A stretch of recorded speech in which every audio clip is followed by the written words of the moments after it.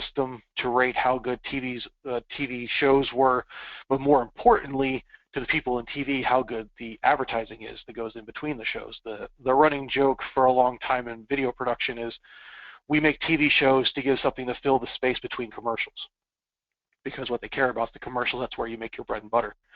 And Neilsen was one of the first to measure that. So fast forward to today, Neilsen says that we say our mission is we have the most complete understanding of consumers worldwide. So you can think of all the things that you watch, all the things that you purchase, all the different choices you make throughout the day that have money or some type of consumerism attached to it. Neilsen probably measures it. In fact, we could probably sit and play a game, and it would be harder to come up with the things that we don't measure than what we actually do measure. And our promise to our clients here, an uncommon sense of the consumer for faster, smarter, and more confident decisions.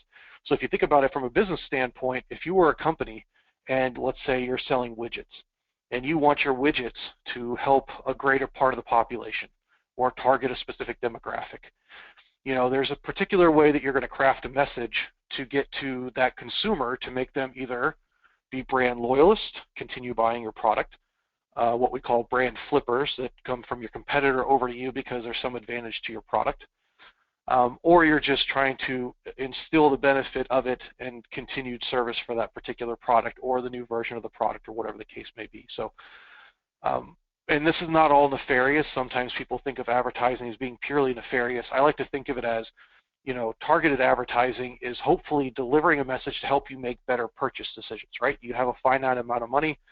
We all work really hard for our paychecks, and so much of it goes to the government, so much of it goes to bills, and then the remaining part is your, you know, discretionary income to decide what you want to do with it. And obviously advertisers and companies want you to spend it with them, but they need to, you know, quote unquote, sell you on it. So they need to help you figure out what makes the most sense for you. So Neilsen's part in that is we're trying to measure the advertising to figure out how to make the message better or more focused. In a lot of cases, for a lot of companies, the smaller companies, in fact, they're not very good at crafting their message. So that's what we're trying to help them with, is we're trying to figure out where, you know, is it better to play it during a different time of the day? Is your demographics right? Is your message right? Is the message too long or too short? That sort of thing. For larger companies like your, you know, P&Gs of the world or Coke or something like that, they tend to be very, very good at blasting their message out there. So oftentimes what they need help with is, when is it the right time? When is it the wrong time? What type of message are you trying to get across?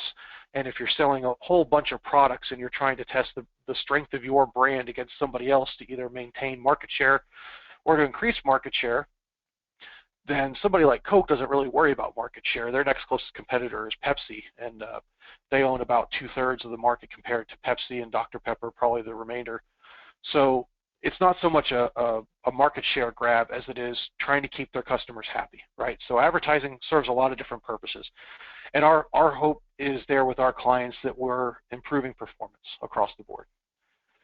So if you think about the consumer world, here you see this cluster of all these points. This is kind of a representation. Each data point is a decision you make during the day. And each color would represent some different thing that you're doing, whether it's driving your car and deciding where to get your oil changed, or buying something for lunch, or buying things at the local retail store, disposable stuff that you need to take home for your kids or your family. Whatever that is, this is just an idea of big data, right? There's so many decisions you make during the day, you probably don't even realize just how many decisions you make and how many things that can possibly be measured. But in the consumer world, this is what Neilsen tries to untangle.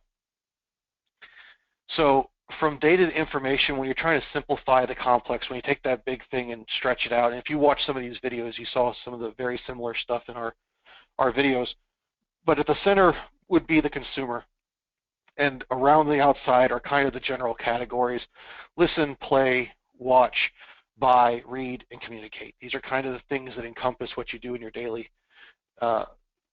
day-to-day decision-making process and consumerism. And then outside that circle are some of the different devices and places where you're going to make those decisions, the things that you interact with. So this is kind of where the media psychology comes in. So I'll get to that in a bit, but kind of think about the outermost circle is the media, the way that you're consuming things.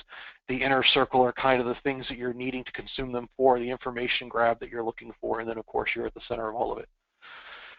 The path to performance, I'll skip over this very quickly. If you have questions, feel free to ask me, but Nielsen's kind of broken into 4 different categories.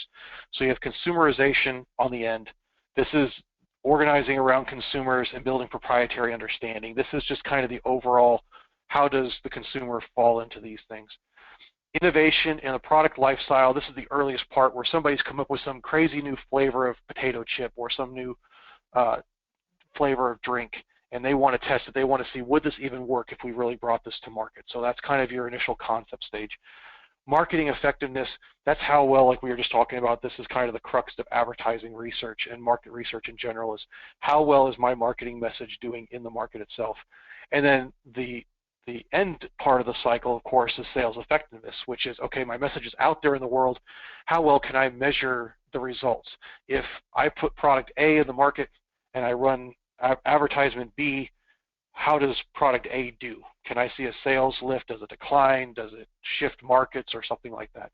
And as you can see, this kind of diagram is representing that they all go together and they flow back and forth. So each one informs the next, and even the sales effectiveness that helps determine consumerism and innovation for the next product cycle and where trends and things are going in the world. And just generally speaking, Nielsen Consumer Neuroscience, where I work, we kind of fall into that first bucket. We're kind of the overarching. We try to be at the front end, but we test all the way down the pipeline. And so here, these were just some really cool numbers that I found in one of our overview decks here. If you think about how deep and how far-reaching data is, you have 6.7 billion store transactions each month. So just try to think of how much that is. 6.7 billion things being purchased each month in the United States. This is just in the United States. This isn't even global. 250,000 panel households, so that's our sampling. 250,000 households account for I think there's a little over 10 billion people that are watching on a given night, so that's how we pull our sampling. Down in television, 1.7 billion viewing records each month, so that's 1.7 billion points of data, that we collect related to viewing habits. We have partnerships with Facebook and Experian, the credit company, and obviously Facebook. These are meaningful partnerships that we have where we collect 1.6 trillion impressions per year. That's messages you post on Facebook, things that you purchase, how that affects buying trends across the United States, and all kinds of other trends. And I should mention here that we obviously don't know who anybody is specifically. All personally identifiable information is completely scrubbed from this. So if Jason, let's say, posts something on Facebook, he's one data point in a large group of people that might fall into his same cultural makeup, his same geographical location, his same age group, make similar comments, however you want to cut the data. So we couldn't pick Jason out of the 1.6 trillion per se. His name's not attached to anything, but that's all that information that's out there is shared if you agree to have a Facebook account. And so, Matt, just let me ask. So if I make another comment, do they know it was me both times, although they might not know my name? No, not really. As I understand it, so as you're posting stuff like on Facebook or Twitter for that matter, or anywhere else the data gets out there, they pull it very generically. So if you ever read the terms of service when you sign up for Facebook, you're basically agreeing to say, the comments and everything that I post on my wall are private to the extent that I set privacy controls. But things that are put on the general timeline, depending on how you share things, that information is made public, meaning anyone on Facebook can obviously consume it, but Facebook as a whole can take that information and they can analyze the data in the background, separating the fact that Jason's name is no longer attached to it, but they do have certain demographic information. So when you sign up for your account, they know how old you are, they know what your birthday is, they know about your IP address, whether you put in your hometown or where you're located or not. They're going to find you based on your IP address on your computer. So yeah, over time, Jason, if you were to post the same type of thing over and over again, you're going to build up a profile, but picking you out of the other 1.6 trillion data points is kind of a needle in a haystack. And we kind of had this conversation before. You would have to find a lot of different needles and put them together to eventually build a perfect profile to pick Jason out. Gotcha. Okay. Thank you. Yep. So, and then with the mobile stuff, 500,000 mobile users are doing surveys of some type, and 7 million web events daily. So 7 million web events daily. That's loading web pages, that's going to your Facebook, that's going to YouTube, even Google. When you're just doing general searches, all that information is cataloged and cut and done. So just think about it the next time you're doing anything. We were having this conversation earlier as well about privacy. Anytime you put anything into a search browser or you type in a web page address, all that information leaves your computer and goes across a wide network of other switches and routers across the world and other data centers.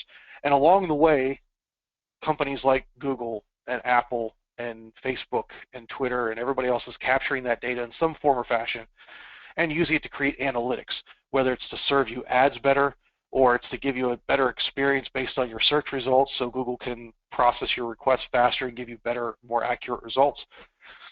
Whatever the case may be, but for every benefit that you get with information coming to you, there's another use for that information as well to inform a greater population, whether it's companies or other people doing research. You know, a lot of you, as you get to your PhD phase and you start looking where to get data from or how to collect data, a lot of people tend to look for these data pools, and they're out there, but it's the same data pools that you're contributing to. So it's kind of a bi-directional relationship, whether you realize it or not.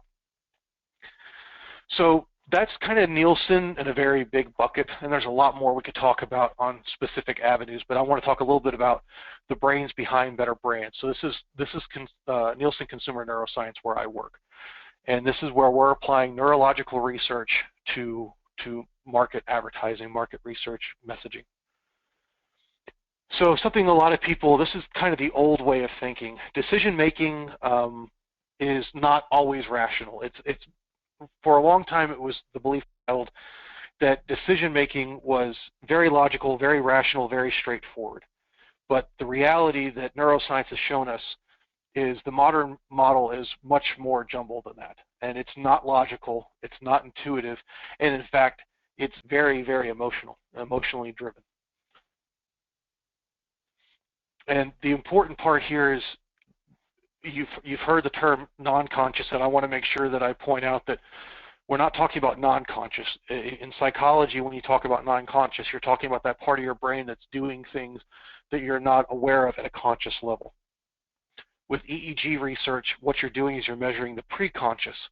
So neuroscience in recent years, probably the last decade or so, has kind of dispelled the notion of the non-conscious mind, or what Freud would have called the non-conscious mind, in so much as there's something always going on in your brain, chemical signaling, electrical signaling, and there's kind of this pre-conscious stage, which is your brain preparing to send or receive signals.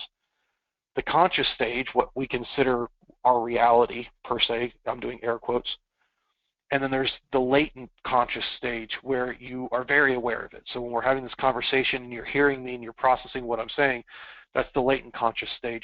Believe it or not, the majority of our decision making happens in the first 300 milliseconds that you are exposed to a stimulus. So when a television ad starts to play or a radio ad starts to play and you're consuming that information into your head, your brain is making decisions at a non-conscious, or I'm sorry, a pre-conscious level. So non-consciously, there's a lot going on. As you've all heard, there's all this stimulus coming at you all day long, millions of different things coming at you, but your brain has to filter on the important things. So what we're talking about is that pre-conscious level, the part that you're focused on. Your attention is towards it, but you haven't consciously brought it through. So the easiest way to think about this is, if you think about kids playing on a playground, immediately when I say that, seemingly immediately, you all have an immediate idea of what you think of kids playing on a playground is. If you're a parent, you might have memories of kids playing on a playground. If you're not a parent, but you've seen kids play on a playground, maybe you remember yourself as a kid, or you think about television commercials or something, and you tend to think of happy kids running around having a good time on a playground. At a pre-conscious level, your brain makes a snap decision that is unfiltered. And then after that first 300 milliseconds, when you start getting into that half second and beyond, is when your life experience starts kicking in and you start filtering that concept of what kids on a playground are And it starts adding layers to your understanding of it, because now you're thinking about when you were a kid, your kid's first time at a playground, things that happened to you at school. Maybe you had a bad experience. Television shows. Maybe recently you were watching something that had kids on a playground in the show, so it brings back some part of the content of the show. All these things color your decision making. And the reason that's important in consumer neuroscience is really the differentiation point between your standard research, your survey research, and what you can do with EEG. That being, if I was to sit you down and give you a questionnaire and ask you a series of questions, excuse me, when you answer those questions, that's all conscious level response, and you're filtering it through your life experience. So what you say on paper may or may not be exactly accurate to what you believe or what you think. I'll give you an example. If I was to ask you about 9/11, you might say one thing on paper and believe something slightly different at a neurological level. And the reason for it is your idea is colored by political views, social, cultural views. Somebody who's Caucasian in America is going to react to it very differently than a Muslim person from the Middle East because of the way it's been colored culturally. However, at a preconscious level, if you were asked the same questions or provide the same stimulus, human beings more than likely are going to respond very similar to certain things. So I'm not saying that we would all respond the same to footage of 9/11 or something like that. It's just one extreme example. But that goes for a lot of things, and I can give one other really quick example. We worked with a snack food manufacturer who has a very famous mascot for their particular type of chips. And in these commercials, the mascot had got into some antics in the commercial, and they did a lot of focus group testing, and people said, oh yeah, we love this commercial, we love the character, we love everything about it. And then they went to market, and their sales started to tank, and they couldn't figure out why. And then we tested the commercials neurologically. We showed the exact same commercials to subject populations, did neurological analysis on it. And what we came to find out was, while people on a standard questionnaire would say, or a focus group setting would say, yes, we love this commercial, the reality was their brains were having a lean back response. They were pushing away from the commercial emotionally because the way the character was acting would probably be considered inappropriate. The joke seemed a little too blue for a television commercial for something that would otherwise be geared towards children. And they have their own life experience, obviously, so taking that aside and you're measuring them at a preconscious level, now you're getting to see some other things where people would, to a researcher or somebody on a questionnaire that you're filling it out, they color their responses a little bit based on life experience, but then they also want to make the researcher happy, and you tend to answer questionnaires based on how you think the researcher would want you to answer them. So you tend to move the scale a little bit one way or the other and normalize whether you realize it or not. Whereas EEG is almost like a lie detector test. If you do the same test, your brain has an instantaneous, what we call a T300 response. That first 300 milliseconds, there's no filters. Your brain says exactly what it's thinking when it responds to the stimulus. It's part of the fight or flight response. Your body does that for all stimulus. So we're just capitalizing on that particular part of EEG research where we're able to see those signals very clearly before they're filtered. So I've gone over all this. So traditional market research is, like I said, the conscious response part. Consumer neuroscience tries to measure the entire spectrum from preconscious to conscious response. So we think that consumer neuroscience provides a complete view of the thoughts and opinions that drive consumer behavior. So here again is that path to performance we were talking about earlier, and we fall into that first consumerization bucket. And those at the bottom there are just a couple examples of the types of testing that we do quite regularly. Brand essence would literally be if we were to take your brand, your logo, or your identity and test it against competitors in the market. And we give you, in relation to some type of stimulus, be it an ad or a print advertisement or a radio ad or something like that, we can tell you how your brand is compared to that stimulus. So we do what's called a pre and post lift, and I think we'll look at that here in a second. But basically we put some marketing terms and words in the front, we test them and get a baseline measurement, we show the stimulus, and then we test the words again, or the logos in this case if it's a brand essence, and we get a difference of differences, and we can tell you how much better, worse, or non-determined your brand is compared to maybe competitor brands or other brands within your category. Concept testing is just what it sounds like. We're testing concept. This is the early age or the early stage testing. In-store testing would be how does your product or service work inside of a store location that it might be serviced at. Package testing, just what it sounds like. Total consumer experience, this is actually a subject interacting with your package. So maybe you're testing a new package design, maybe it's new coloring, maybe it's completely new to the market and you want to see how somebody reacts to it on their first interaction. And then advertising effectiveness is kind of that overall metric of play my television ad, show my print ad, show my radio advertisement, whatever content it is that I'm trying to put in the market, and tell me how you think it's doing on a neurological level. This is a look at our global footprint. So this is just Neilsen Neuroscience. Neilsen is completely global. We have a presence on all continents in almost every single country in the world. Neilsen Consumer Neuroscience, as of last year, and this is changing a little bit since our acquisition, but we tested over 35,000 individuals as part of 1,400 different neurological studies. And you see us here in about 40 countries. And our lab expansion as of recent, you see here, these are all of the current locations we have labs across the United States, LATAM, Europe, the Middle East, and of course, Asia. We currently, I just added Boston there, 2015. That's part of our acquisition of Interscope. And there are plans for a couple more expansions next year into other markets. But we cover all the major markets around the world. And besides these are where we have dedicated labs. We have a minimum of one neurophysiologist and data collection rig.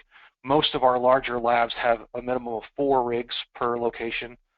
And we're capable of bringing subjects in and out and running data on a daily basis.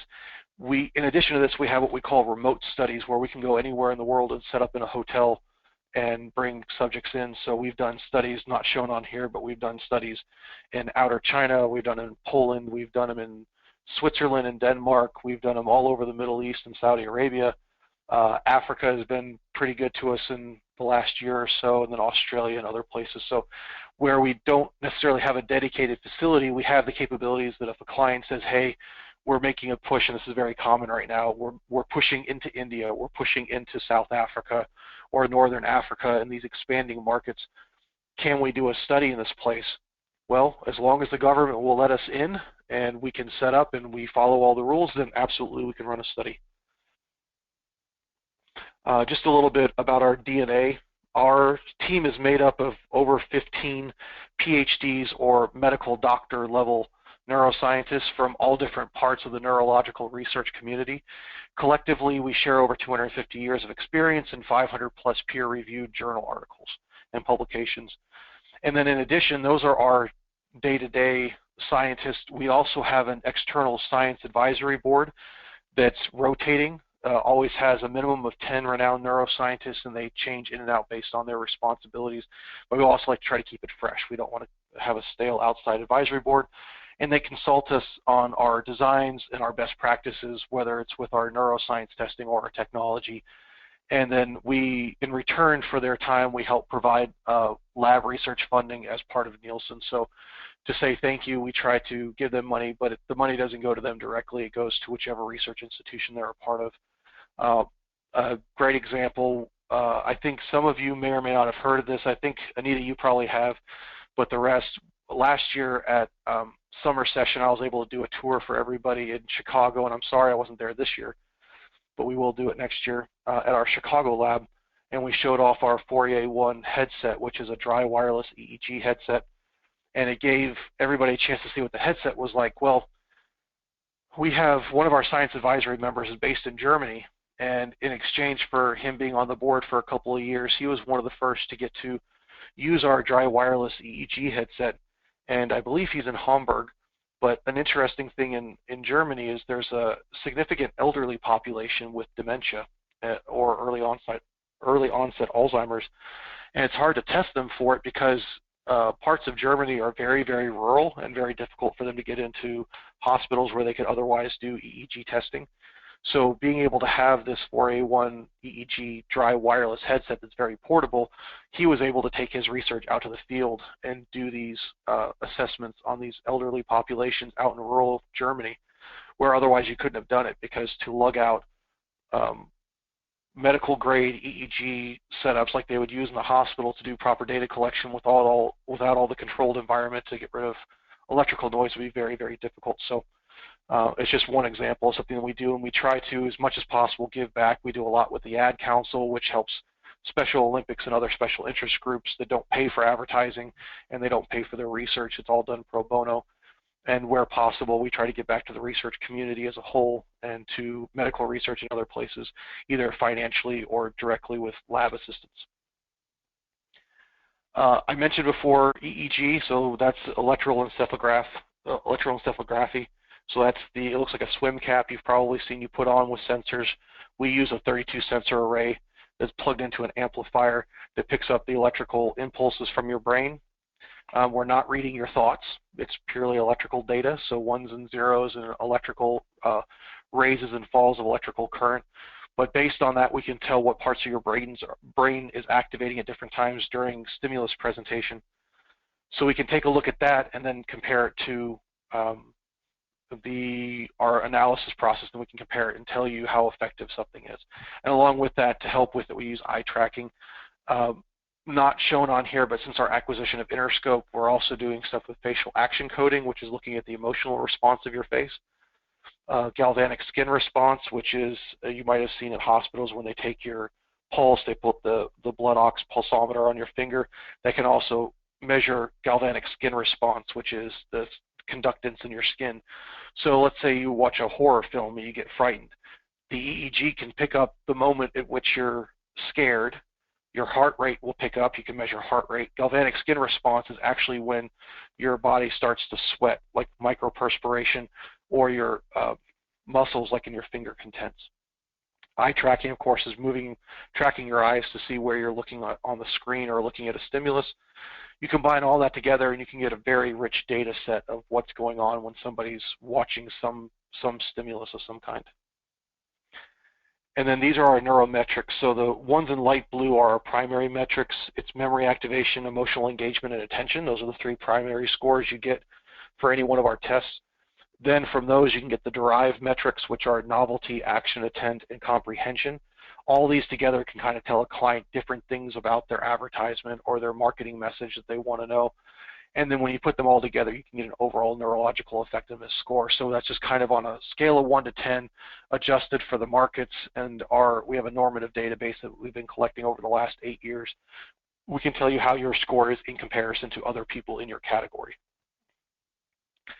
And then I mentioned before just the way that we do our messaging resonance lift. You'll see there on the left the pre-exposure.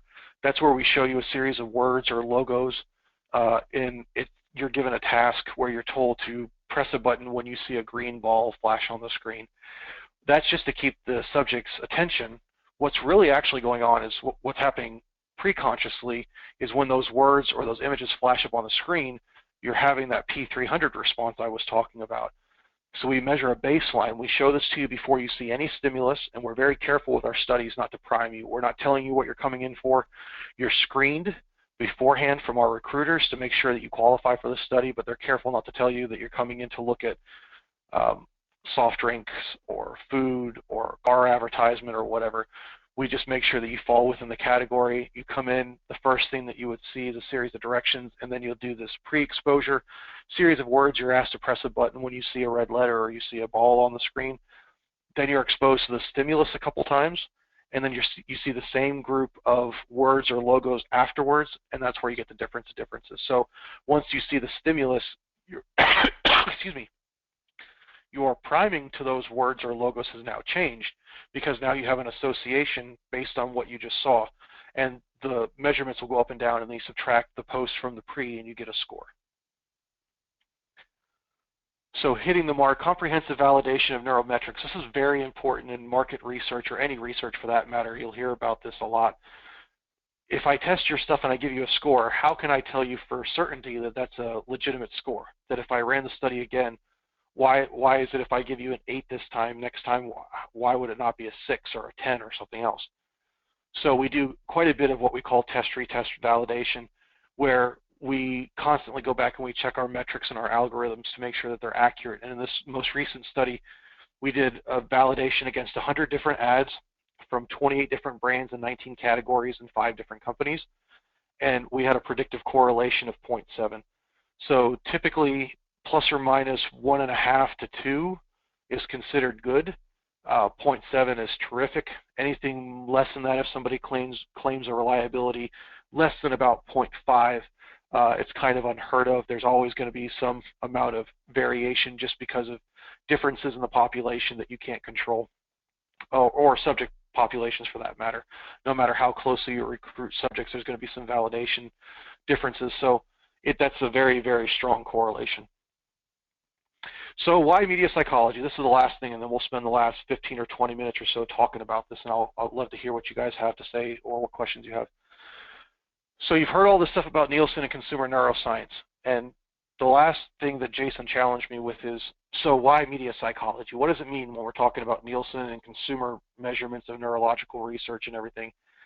And I remember back to a challenge that Jason actually gave us at our NSO, and he wanted us to define media psychology. And mind you, we're all green. Everybody's just walked in the door to Santa Barbara. We're still enjoying the beach, and we have to figure out what media psychology is. And aside from the description that you get in the course catalog when you're signing up, you might not have any more. I know I didn't. I don't have a psychology background or a traditional science background. As I said, I come from a media background. So you try to define what media psychology is, and then hopefully everybody will come back to this throughout their time at Fielding and in their career later. So here I'm going to kind of define what I think media psychology is by breaking it down. And then, I kind of mentioned before, I think media psychology in the sense of Neilsen or any type of research, whether it's on the consumer or any other part of our life experience that you want to look at, I think it really just comes back to kind of that interchange of information between people or between people and technology. So here I define media as a means of communication, usually in the mass sense referring to radio, TV, internet, and newspapers collectively. I don't know how much more newspapers are part of that, but I suppose they're still around. And it can be a primary or a secondary means of exchange, and I think exchange is the key word there.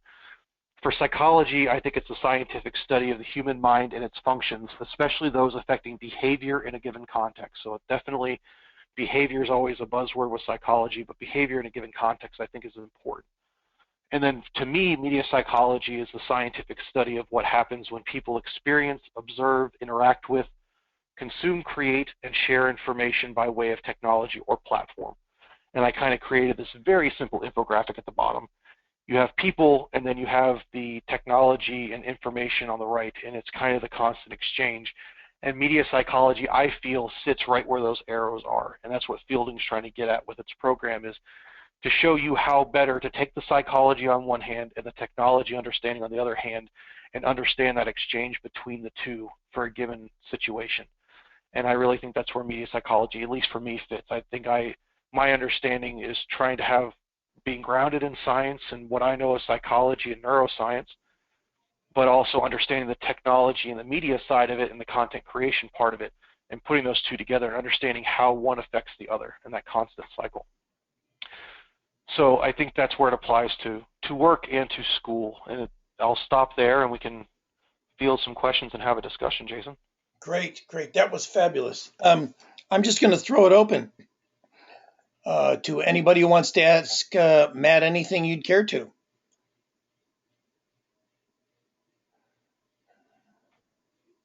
See, you were so clear that there just are no questions. Actually, I think what happens is people are so overwhelmed by what they hear, they almost don't know where to begin. So, just to fill the void, can we discuss a little bit that idea I threw your way, because it might be an interesting extension of where media psychology is going to take us? Sure. And the idea that I suggested to Matt was that it was going to be inevitable at some point that we were going to pull people out of the lab because of the Heisenberg effect, which basically says that in the process of measuring something, you can't help but alter what it is you measure. And that actually came from physics, but it applies sort of metaphorically. And we're going to use very discrete GoPro cameras and we'll have people who sort of opt into this, and they will follow them around. So as you're in a grocery store, let's say, it will sort of track you being your natural sort of candid camera self. And as you walk up to the coffee aisle, you have so many choices.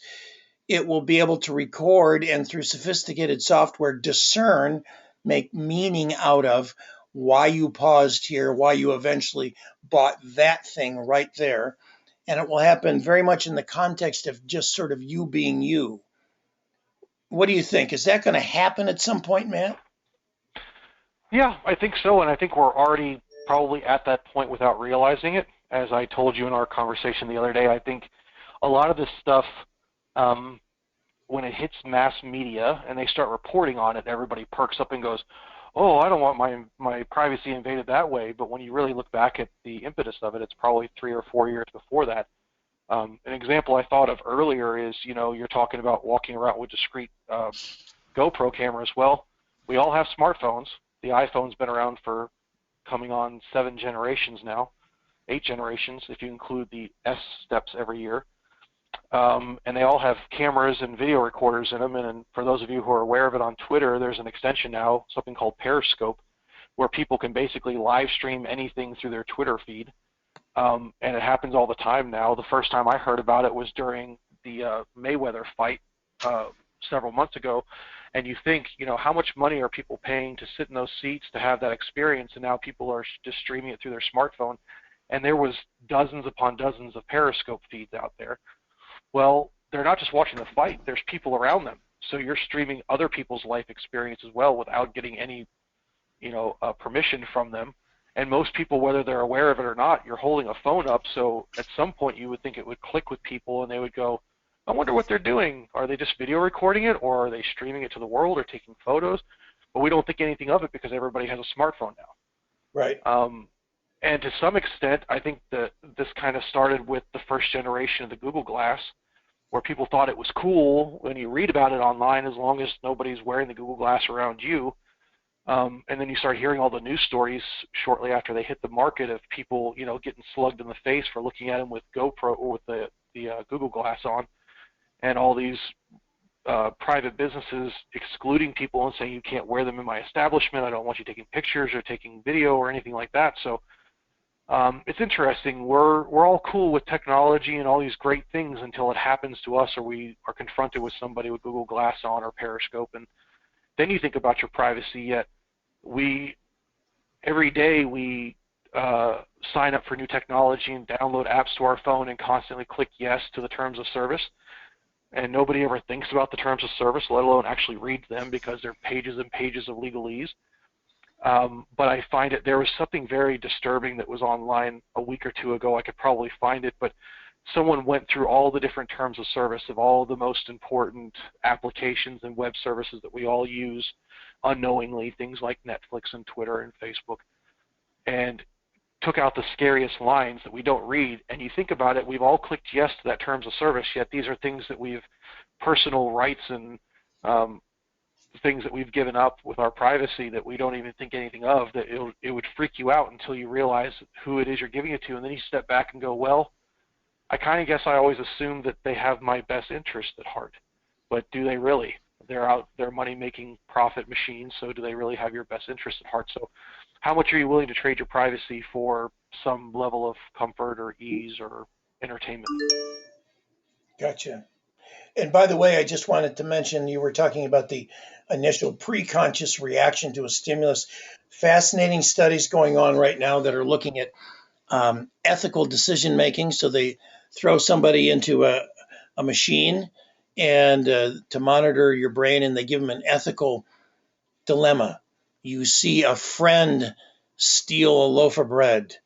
How do you Mm, respond to that? And the lower regions of the brain fire immediately in that mm, preconscious stage, and then it goes immediately thereafter up to the frontal neocortex, where it gets basically processed. And they think about things like, well, what would it look like? Maybe he's broke and needs food. Is it legal? All those kinds of things. And it's that secondary level of processing that you were talking about that fascinates me, because we have that because I made the point earlier that I think successful ads appeal to our emotions so they can grab us at that preconscious level, but also feed our minds to the extent that if someone said, "So why are you buying that car?" we would actually have something to say, whether we believe it or not, or it makes sense, but at least it's more logical and it's less emotional. So Yeah, I I just, would agree with that. yeah, I have a question. please. It's Anita. Um, Hi, Matt. Hi. um, so I was just wondering, just listening to everything that you were talking about and what Jason was talking about, the Eisenberg effect, talking about GoPro cameras, which is really cool. You got the periscope, you're talking about terms of service, privacy, ethical decision making. And I was just wondering, is Nielsen looking at all in terms of decision making, intertemporal decision making? I know there is a lot going on in neuroeconomics with that, looking at how we make decisions about the future, or what we are willing to give up today for a better reward in the future. Yeah, it's a good question. At least from my perspective, from neuro. So keeping in mind that neuro is kind of a unique monster inside of Nielsen. And I use monster. I probably should. That's probably not a good term to use. That makes it sound very negative. But it's a different type of than any of the others in Nielsen, because Nielsen is predominantly a standard research company, right? So qualitative, quantitative research by survey of some type, or focus group, or direct data collection, things like the TV meters, or as you might know, Nielsen acquired Arbitron, which is the big radio research company a couple of years ago, a year and a half ago. So they do it through the people meters. But usually what we're researching and what we're collecting data on is the immediate, whatever you're consuming right now. There is some work, I know, like on the neuro side, but other parts of the company, where they're trying to look at long-term decision making, or do decisions that are made today tend to repeat themselves. So that's kind of the brand loyalty part of it to some extent.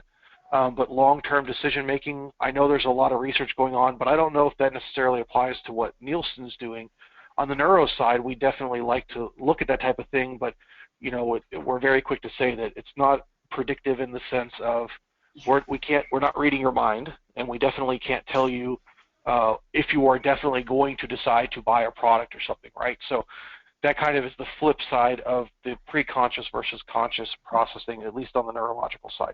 If we test you and we show you a particular ad and your subject population as a whole, I should also mention that we don't ever give out results on the individual subject by subject level. They're always done as a population, so a minimum of 25, upwards of 32 subjects to a given population.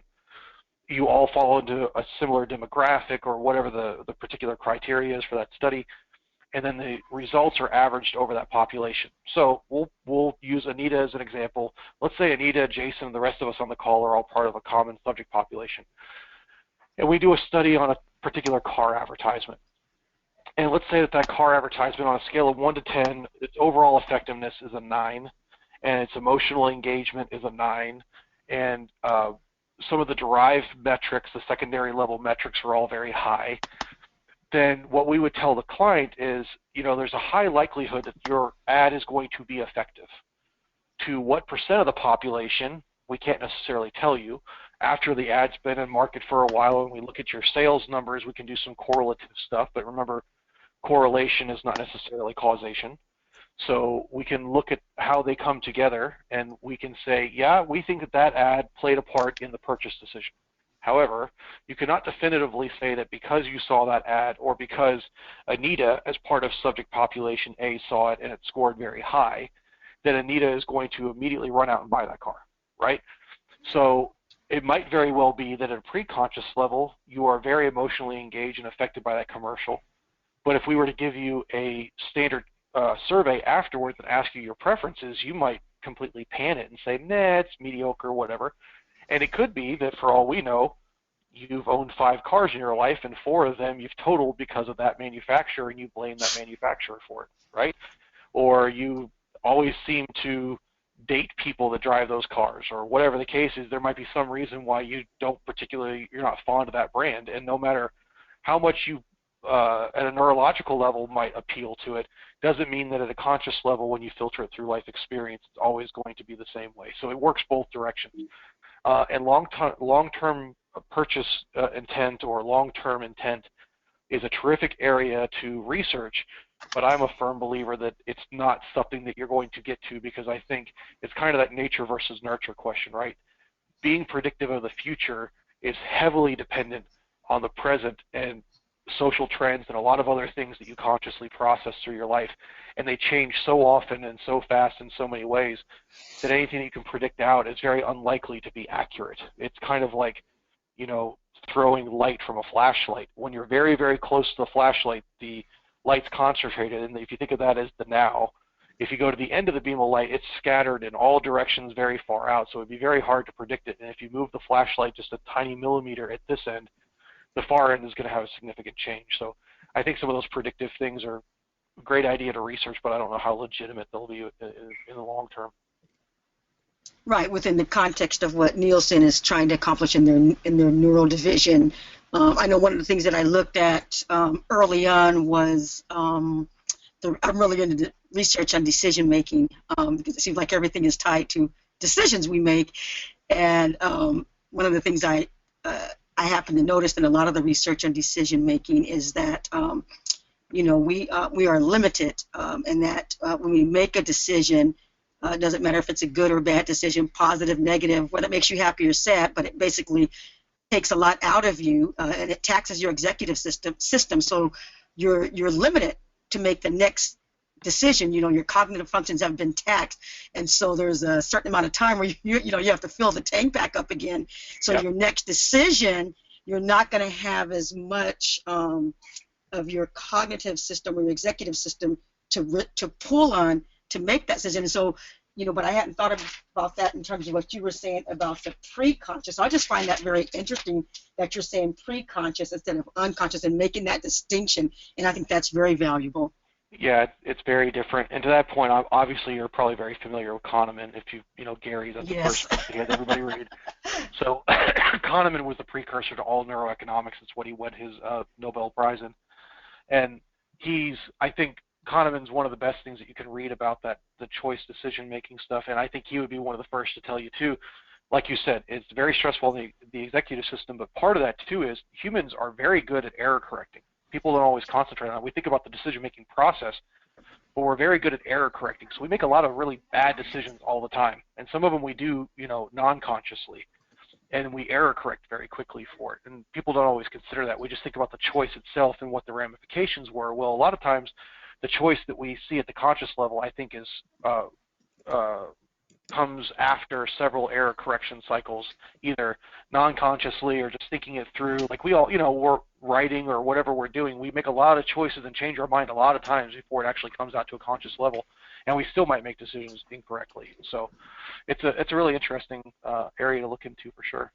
And I just want to support what Matt just said about Kahneman. If I had to pick one textbook for the entire media psychology program, it would be Fast Mind, Slow Mind by Kahneman. It's absolutely, I think, groundbreaking and very approachable, and some of the best psychology you'll ever read. Yeah, I thought it was particularly apropos when I had just turned in a paper, and then about 2 weeks later, the president of Neuro told all of us at a leadership meeting, he goes, I want everyone in here to go find this book called Thinking Fast and Slow and read it. Like, oh, good, I already have that, and I've already written about it, so I'm ready to go. So it's when the world of business jumps on things like that, you know, it's definitely gotten out there. Oh, absolutely. And that's where actually when we had to, as you know, that's what Gary assigns in the first that course 714, and then we had to pick a theme from the book, and I chose the cost of changing your mind. And I just was fascinated with decision making and how the mind makes decisions and all these different things. And so what you're talking about just, you know, ties in so well with that, and it's just you know, great to get your insight on that, Matt. Sure, thank you. Matt, this is Christine. I have a couple questions as well. Sure. When we went to the lab in Chicago during the last summer session or winter session, whatever it was, I remember you were very excited about something you guys were just about to come out with and you couldn't tell us yet. Yeah, that was the 4A1 headset that I mentioned earlier. So I think we showed off an early prototype of it there last year, and Does, yeah. does that headset, like I'm looking at your slide on the PowerPoint, decision making is not always rational.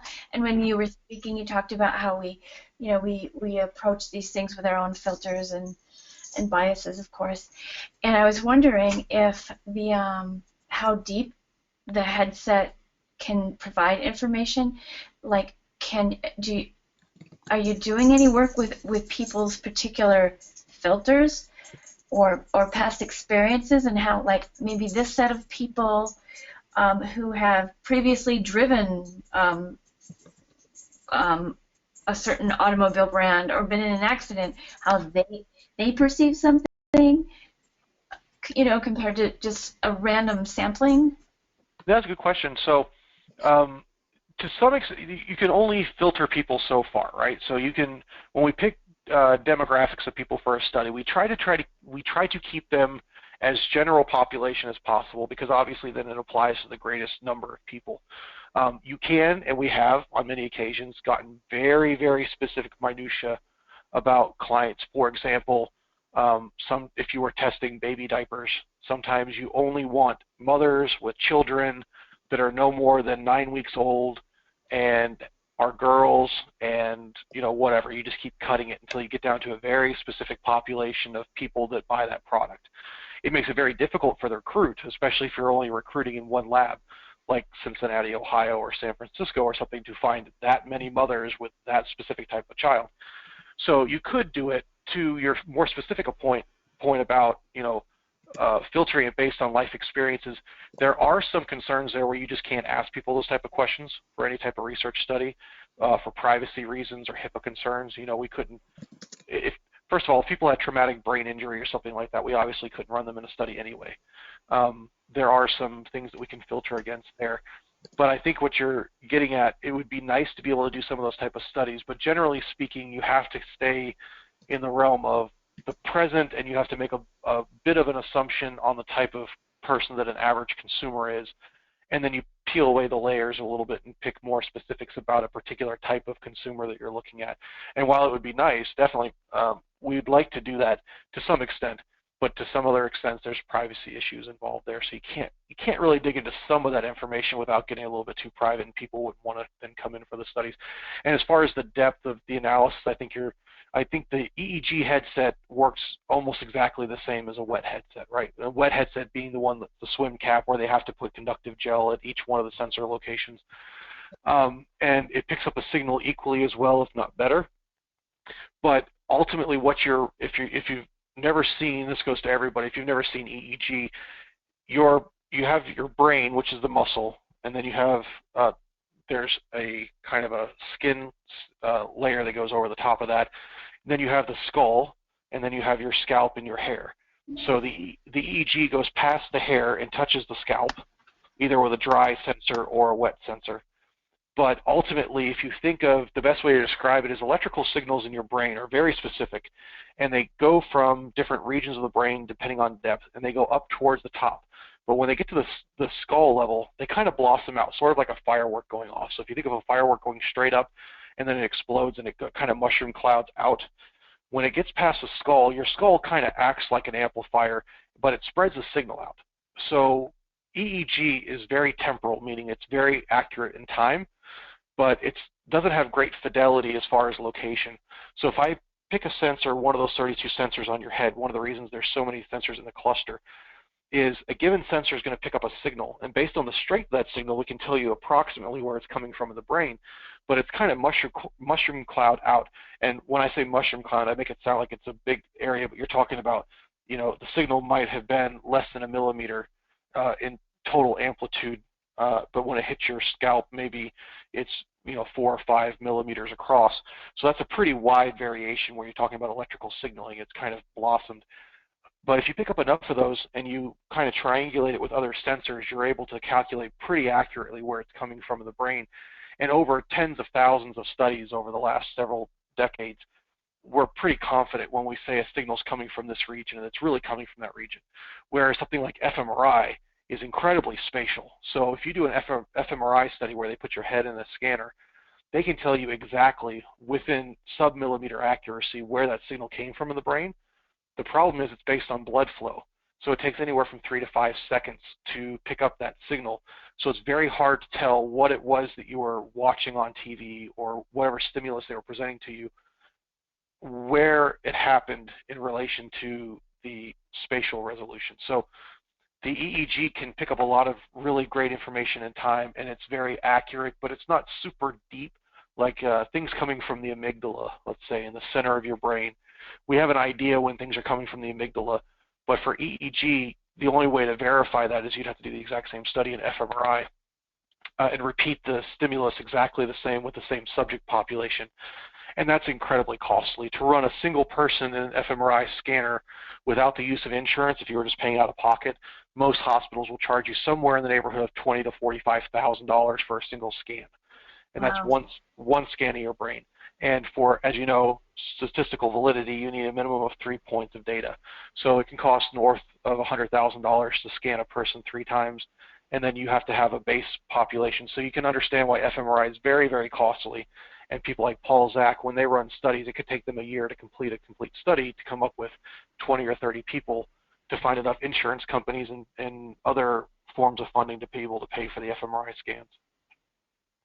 Interesting, because I mean, in particular, when I think about media persuasion and, for example, maybe political ads, I think, you know, if we have pre-existing ideas about a candidate or maybe a charitable cause,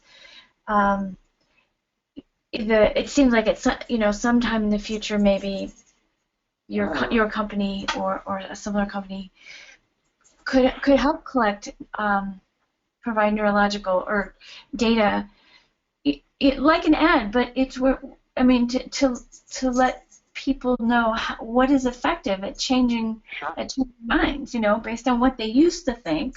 And well, then we do that to some extent. So we have tested political ads, and we've done it for the last 2 elections, and we did it a couple years ago for the prime minister elections in Europe, and we were able to predict who the prime minister was going to be based on preference, neurological preference. Now, that was kind of a landslide victory anyway, but you can definitely use it to predict preference. But that's also a good example, like I was talking about before, just because at a preconscious level you have an emotional reaction, because remember, decision is heavily emotionally driven.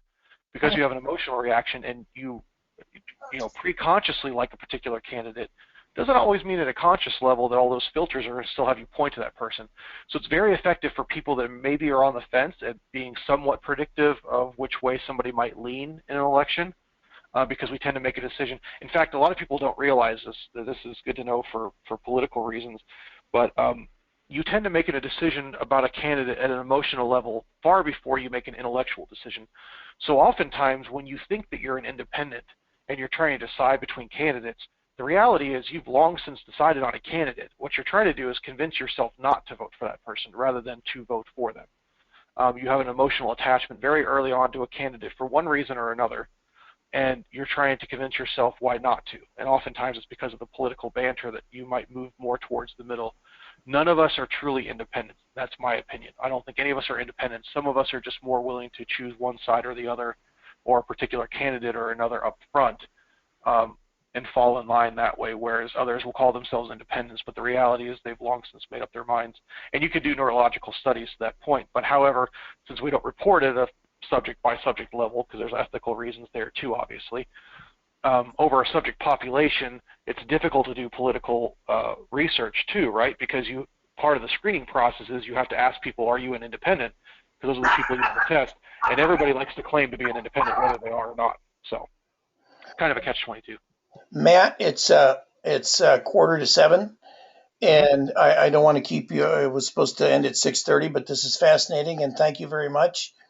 And so at this point, what I would like to do is just encourage people to go ahead and email you with any questions. That'd be great. Okay.